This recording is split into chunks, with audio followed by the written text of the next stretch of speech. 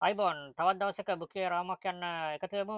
එහෙනම් අපේ channel එකත් subscribe කරලා bell button එකත් ඔබලා වීඩියෝ එකට like පාරක් දාගෙන අහමු අද සහ ඊයේ දිනේදී බුකේ මොනවද උනේ කියලා. මෙන්න සිංහල ජයන්ත කියනවා මොකද්ද මේ කියන්නේ තලපති විජය යනු හෙළදරනට දේශද්‍රෝහියෙක් කියලා. ඒ කියන්නේ අපි දන්නවා තලපති විජය දැන් තමිල්නාඩුවේ මහ ඇමති වෙන්න ළඟයි. ඔහු ජයග්‍රහණය කරලා තියෙනවා. නමුත් ඔහු මේ ලංකාවට නම් ද්‍රෝහියෙක්. ඔහු මොකද ඉතාමත්ම වැරදි සහගත අදහස් ඒ වගේම ලංකාවේ ස්වායත්තයට විරුද්ධවාදී අදහස් ඉදිරිපත් කළා තියෙනවා. ඉතින් මේ ඔහුගේ ජයග්‍රහණය ලංකාවට තරම් හොඳ නෙවෙයි හොඳ ජයග්‍රහණයක් නෙවෙයි කියලා තමයි මේ කියන්නේ.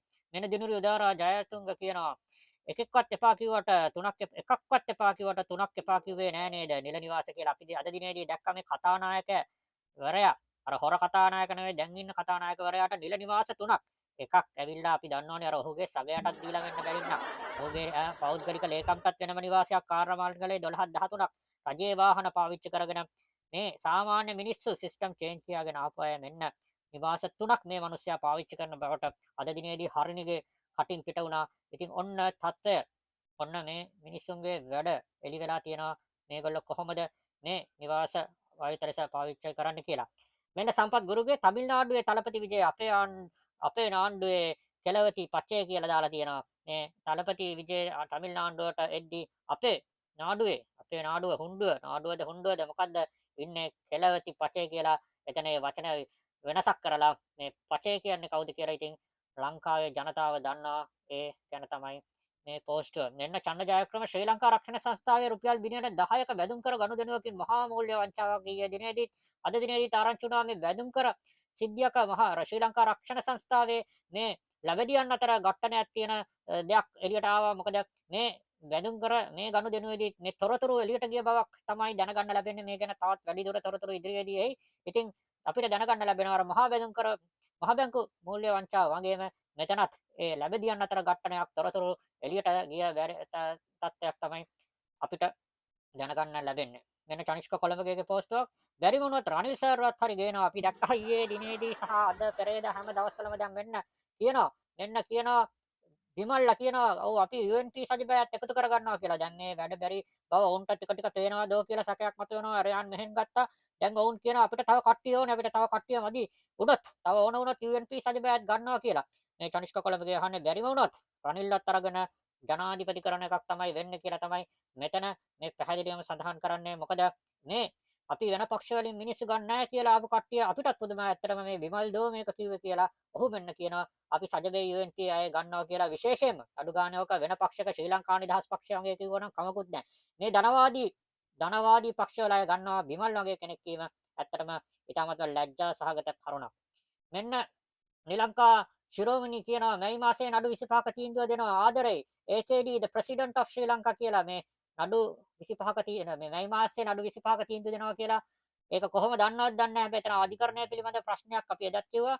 මෙන්න මේක ගැන JVP පාක්ෂිකයන් නම් ඉතාමත්ම සතුටුයි මේ තීන්දුව දෙනවා කියන එක. ඉතින් හැබැයි මේ තීන්දුව අධිකරණ කටයුත්තක තීරණ අනුර කුමාර දැන ගැනීම තමයි මෙතන තියෙන ප්‍රශ්නය ගැන තමයි මෙන්න අජිත් පරකුම් ජයසිංහ ප්‍රශ්න කරන්නේ. ජනාධිපති නඩු තීන්දුව දෙනවා නම් කුමට එරට අධිකරණය නීතිය සහ විනිසුරුවන් කියලා. මොකද මෙහෙම නඩු තීන්දුව ගැන ඉදිරියේදී දැනගන්නවා නම් ජනාධිපතිටම ඔක්කොම නඩු අහලා තීන්දුව දෙන්න තිබ්බා. මොකටද මේ වියදම් කරගෙන අධිකරණ නීති පද්ධති සහ විනිසුරුවන් තියාගෙන ඉන්න කියලා ඒ ප්‍රශ්නය මතු කරන්නේ. මේ නැවතත් අරවින්ද හබක්කලත් ඒ ප්‍රශ්නමයි මතු කරන්නේ. ලබා දීමට නියමිත නඩු තීන්දුව ගැන දේශපාලකයෝ කතා කරනවා. දැක්කාම හරි සතුටක් දැනෙනවා කියලා කියන්නේ. එහෙම කොහොමද දේශපාලඥයා විනිසුරුවෙකුගෙන් එන තීන්දුවක් ගැන දැන ගැනීම ඉතාමත්ම සැකසහිතයි කියලා තමයි මේ අරවින්ද හබක්කල කියන්නේ. එහෙම දැක්කාම සතුටක් දැනෙනවා කියන්නේ ඒකේ අර අනිත් පැත්තට තමයි මොහු මේ පහර ගහන්නේ.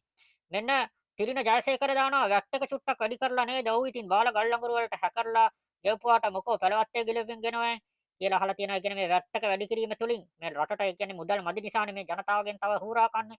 ඉතින් මේ හූරා කන්න සිද්ධ වෙලා තියෙන මේ බාල ගල්ලඟුරු හැකරලට ගෙවපුවා නිසා නැත්තම් මේ පළවත්තේ ගිනවකින් ගෙවන එකක් නිසා නෙවෙයි කියලා තමයි මේ කියන්නේ. මෙන්න පොහොට්ටුවේ නාමල් රාජපක්ෂගේ පොහොට්ටුවේ අභීත එදිරිසිංහ කියනවා ලක්ෂ 12ට දෙනවා කියපු වික්ස් එකේ බදුත් ලක්ෂයක් පැනලා කිහංකෝ කියලා. ඒ කියන්නේ දැන් මේ ආවනේ අර JVP NPP අය ස්ටේජ් වල ජනාධිපතිවරණ කාලේදී කිව්වා මෙන්න ලක්ෂ 12ට වික්ස් දෙනවා කියලා. නලින් හේවගේලානේ වත් කිව්වේ කිසිම හැවිල්ලක් බැලිල්ලක් නැතුව. මෙන්න දැන් බලන් ගියාම ලක්ෂ 12ක් කෙසේ වෙතත් මේ අලුතෙන් ටැක්ස් වැඩි කිරීම මත බදු ගැහිම මත බදුම ලක්ෂ 12ටත් පැනලා කියලා තමයි මෙතන මේ සඳහන් වෙන්නේ. මෙන්න මනෝරි රණසිංහගෙත් වැට් එක ගැනමයි. මොකද ඊයේ දිනේදී වැට් එක වැඩි වුණා 118 වැට් බද්ද ජූලි සිට 20.8ක් දක්වා වැඩි කරේ. ගහන්න හයියෙන් අත්පුඩියක් කියලා තියෙනවා මේ බර. ඉතින් ජනතාවට තමයි වැට් මේවා කපනවා කියලා ආපු අය. මෙන්න අන්තිමට උනේ මේක අන්තිමට ජනතාවගේ පිටින් තමයි ගිහිල්ලා තියෙන්නේ. මෙන්න නැවතත් අරවින්ද හබක්කල ආණ්ඩුව හොල්ලන්න හිතන්නවත් එපා කියලා මාලිමාවේ මහවුන් විතරම කියන්නේ. උන් ආණ්ඩුව එල්ලගෙන දින්නේ කියලා. කියන හොල්ලන්න එපා කියලා කියන්නේ මොන හරි එල්ලන් ඉන්න එකක් නිසාද කියලා මේක වෙන අර්ථයකින් තමයි මේ අරවින්ද හබක්කල කියන්නේ. ඇයි හෙල්ලන්න එපා හොල්ලන්න එපා කියන්නේ එල්ලගෙන ඉන්න එකක් රිදෙනවද කියලා වගේ අදහසකින් තමයි මේ අහන්නේ.